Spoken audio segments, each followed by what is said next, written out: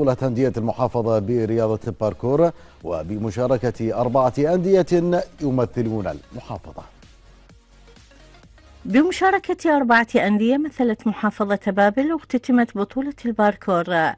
نادي بابل يحصل على المركز الأول في البطولة التي احتضنتها كلية الإدارة والاقتصاد في المحافظة.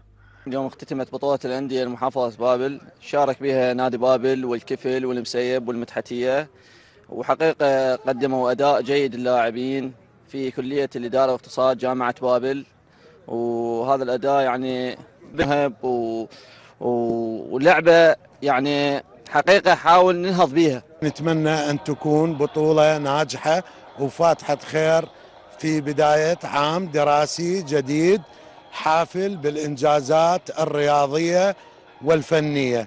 الفائزون في البطولة نشدوا المعنيين بالشأن الرياضي في بابل بتوفير قاعة رياضية لهم كي يمارسوا فيها أنشطتهم والتدريبات.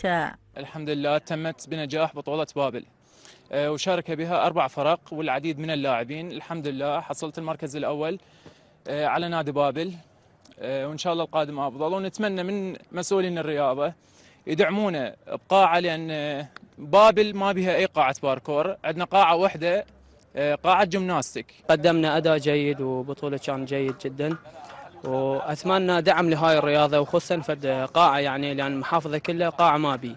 ورغم كونها من الألعاب الرياضية الحديثة إلا أنها استقطبت الكثير من الطاقات الشابة التي تأملت الحصول على الدعم من المعنيين بالشأن الرياضي العراقي.